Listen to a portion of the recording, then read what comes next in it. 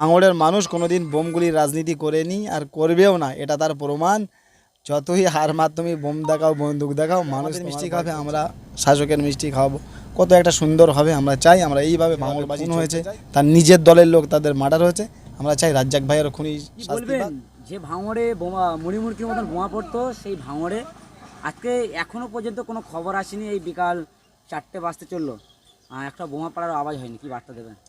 আপনারা মিডিয়ারা ভালোভাবেই জানেন যে আমি প্রত্যেক এতে বলেছিলাম যখন থেকে ইলেকশন চালু হয়েছিল যে ইলেকশনের গাইডলাইনগুলো এত কড়াকড়ি করছে যে এরা সময়ের সাথে এদের সাথে আমাদের কথা হবে।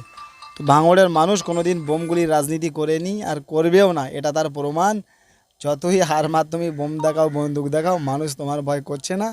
আর বোম বন্দুকের রাজনীতি ভাঙড়ের মানুষ করেন, আজটা তার আর আজ একবার প্রমাণ করে দিল।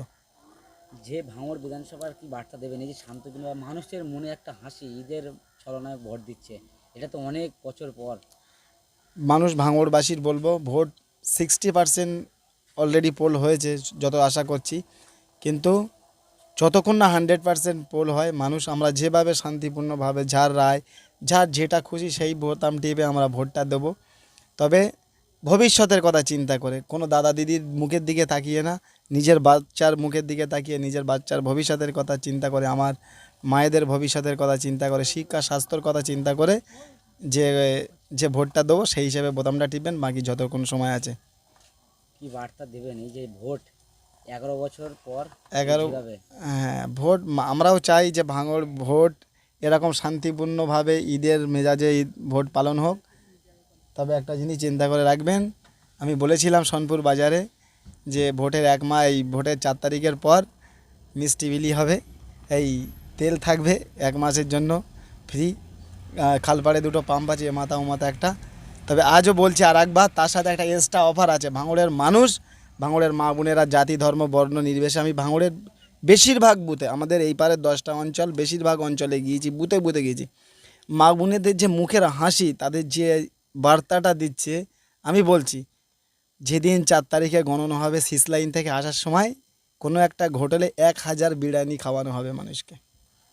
কি বলবেন এই যে শান্তিপূর্ণভাবে ভোট ভাঙড়ের ভাঙড়ের বার্তা কি দিতে চাইছেন? যে বারংবার যেভাবে চাই পঞ্চায়েত হোক, বিধানসভা হোক আর লোকসভা হোক, ভোট আমরা ভাঙড়বাসী দিনের শেষে আমরা সুন্দরভাবে ভোটের দিন একটা ঈদ মেজাজে পালন করব। তারপর গণনাকে, যখন গণনা ভোট শান্তিপূর্ণভাবে হলে গণনা সুন্দরভাবে হবে, কিন্তু সেলিব্রেশনও সুন্দরভাবে হবে।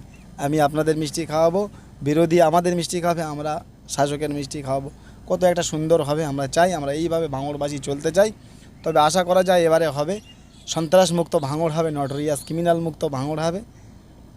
সময়ের অপেক্ষা। দুই প্রার্থী আজ মুখোমুখি, আজকে কি বার্তা দেবেন? নওশাদ সিদ্দিকী একদিকে, নয় কার সাথে কার মুখোমুখি হয়? রাস্তায় চলার পথে অনেক সময় তো রাস্তায় বিড়েলও পার হয়ে যায়, তাই বলে কি বিড়েলের মুখোমুখি হয়? ওসব কিছু না।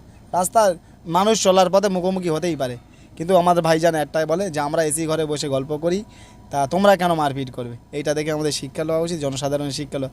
আমি তো বলবো মানুষের মাথায় হয়তো কিছু ঢুকেছে, ওই জন্য আজকে এরকম সন্ত্রাস থেকে আজকের মুক্ত আছে। তবে আরেকটা জিনিস, এনআইএকে ধন্যবাদ জানাবো। তবে এই যে চিঠিগুলো যে গুন্ডা হারমাদদের বিরুদ্ধে দিয়েছে, যে তাদের বাড়ি বাড়ি গিয়েছে এনআইএর তরফ থেকে, এইগুলো আরও 3-4 দিন আগে যাওয়া আমার মতে উচিত ছিল। কেন? আর দাবি করব সাথে সাথে আমার রাজ্জাক ভাই যেভাবে খুন হয়েছে, তার নিজের দলের লোক তাদের মার্ডার হয়েছে, আমরা চাই রাজ্জাক ভাইয়ের খুনি শাস্তি পাক। 4 তারিখের পরে দেখবেন যদি আইএসএফ দল ভাঙড়ে জিতেছে, আরও 2-10টা সিট পেয়েছে, আমার রাজ্জাক ভাইও বিচার পাবে। আমরা তামান্য বোনের জন্য দৌড়াবো, আমার আনিস খান ভাইয়ের জন্য আমার ভাইজান কোর্টে দৌড়াবে। অনেকে বলছেন বোতাম বসে যাচ্ছে, কি দেবে তার জন্য? কি আমি বললাম তো, যতগুলো বুথে আমি গিয়েছি, বুথ টু বুথ বেশিরভাগ বুথে খবর আছে যে আইএসএফের বোতামটা বসে গিয়েছে।